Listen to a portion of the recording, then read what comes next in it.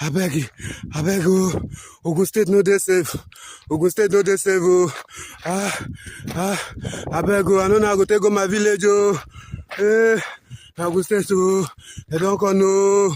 You no dey safe o, dey suffer. Yeah. Abeg go make na come help us for Ogun State o. Close to Abeokuta. Na run since o. Na run. See where I dey.